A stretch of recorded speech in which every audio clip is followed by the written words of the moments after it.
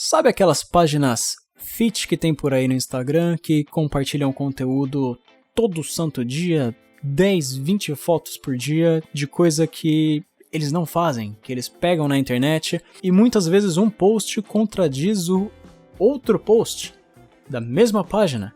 Isso porque eles não olham a fonte nem sequer sabem do que se trata. Essa galera só tá interessada em vender alguma coisa pra você no final do dia. Então, acho que você sabe do que eu tô falando, né? Bom, recentemente eu vi muitas dessas páginas compartilhando imagens desse tipo.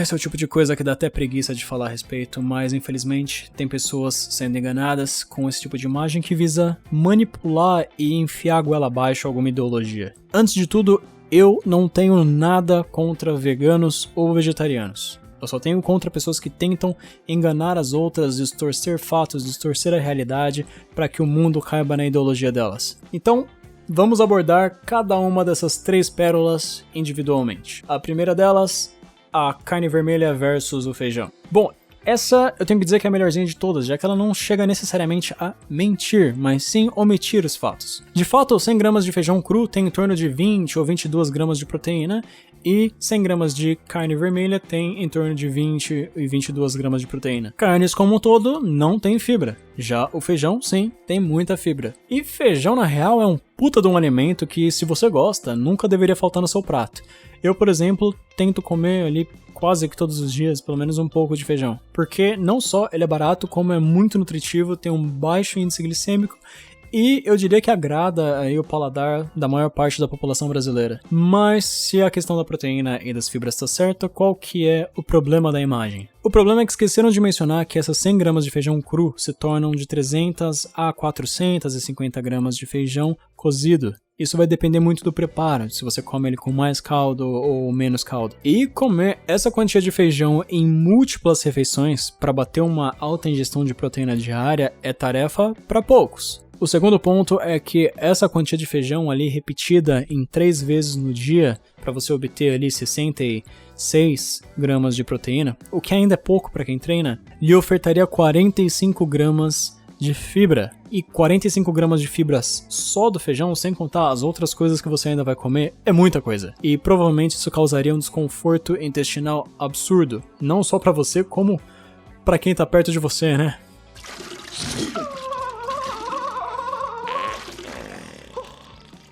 A terceira coisa é que o feijão, por mais incrível que seja, ele não vai te ofertar aminoácidos tão bons em grandes quantias como os da carne. O quarto ponto é que a absorção da proteína presente no feijão é razoavelmente menor do que a da carne. Então, aquele empate de 22 a 22 acaba não sendo mais um empate, já que você está mandando para dentro 22 gramas de proteína, mas seu corpo não está absorvendo 22 gramas de proteína. Já a da carne é provável que esteja absorvendo ou ela toda, ou então a maior parte. O quinto ponto que não foi mencionado é que essa quantia de feijão tem 340 calorias versus 140 da carne. Então, 200 calorias de diferença, imagina isso em todas as refeições do seu dia. No final das contas, você estaria comendo muito mais calorias do que a pessoa que come a carne. Por fim, o que esqueceram de mencionar nessa imagem é que essas 22 gramas de proteína viriam acompanhadas de 62 gramas de carboidrato. Galera do low carb saiu da sala.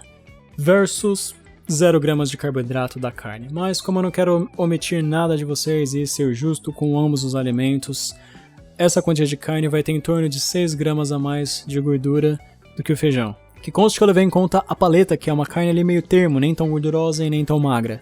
E só para que vocês não achem que eu tirei essas informações aqui da minha cachola, eu vou deixar uma imagem comparativa aqui na tela, tirada do IASIO, que usa como base, na maioria dos alimentos, a tabela TACO, que é a tabela brasileira de composição dos alimentos, então é basicamente a fonte mais confiável que se tem para você ver a tabela nutricional de um alimento. Vamos à segunda imagem, a carne vermelha versus o brócolis. Me desculpe o palavreado, mas essa é foda. Vamos lá, a real comparação entre esses dois alimentos.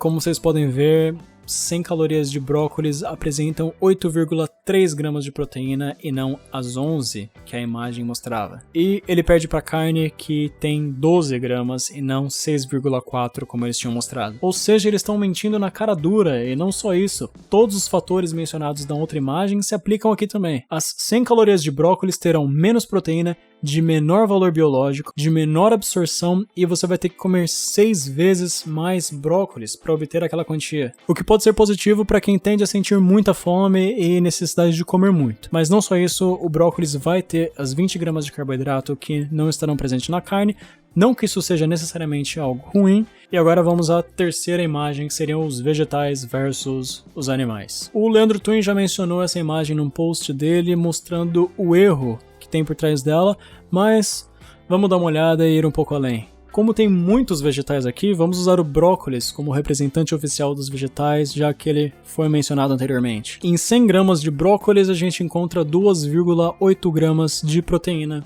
o que está bem longe de 45% como mencionado na imagem, na verdade é 2,8%. O brócolis é composto 90% de água, só isso já torna aquele número de 45% proteína impossível. Aliás, se o brócolis fosse de fato 45% composto de proteína, ele seria muito mais calórico do que o que ele realmente é.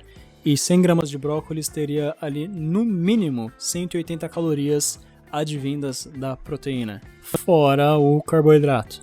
E sabemos que não é o caso, já que, para mim, o maior ponto positivo do brócolis é a baixa caloria dele.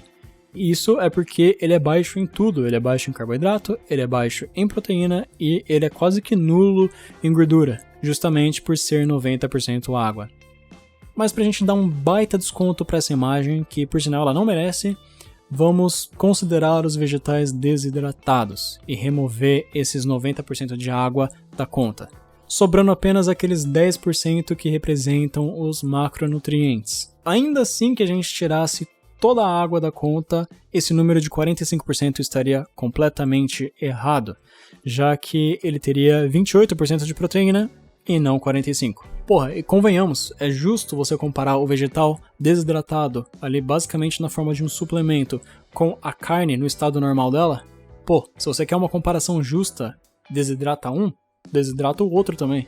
E para você obter míseras 30 gramas de proteína, você precisaria ingerir 1,65 kg de brócolis. Boa sorte comendo tudo isso e boa sorte pagando por tudo isso em cada refeição. Concluindo, vegetais são fantásticos, como um todo para sua saúde.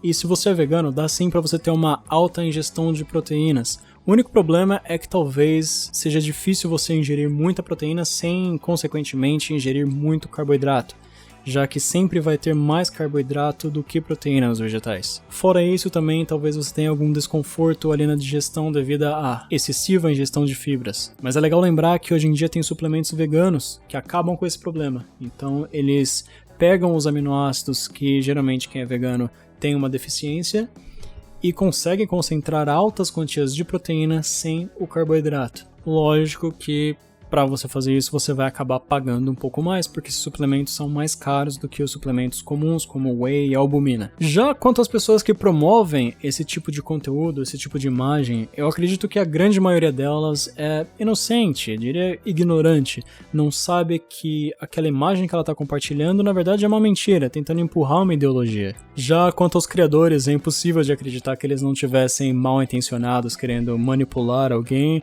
ou impor as suas próprias convicções. Por isso que é muito importante que você faça a sua lição de casa, que você pesquise, que você aprende por si só, não fique só dependendo desse tipo de post na internet, porque, como vocês viram, pode ter muita mentira por trás disso. E principalmente se você pretende postar alguma coisa, cara, faz um mínimo de pesquisa ali pra ver se isso é real, se isso é verdade. Eu já vi cara por aí a favor de dieta carnívora e, convenientemente, o cara vende uma carne que é de um boi alimentado ali por uma comida especial.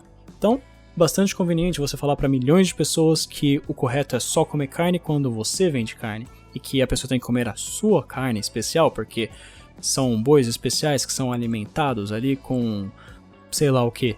Eu espero sinceramente que você tenha gostado do vídeo e que esteja mais atento para esse tipo de mentira que tem por aí. E caso queira aprender um pouco mais sobre dieta e treino, dá uma olhada nos links aqui embaixo, dá uma olhada no meu site, no meu blog, renamaia.com. Deixe suas dúvidas no comentário, lá no Instagram, se inscreve no canal se possível. Muito obrigado e até a próxima.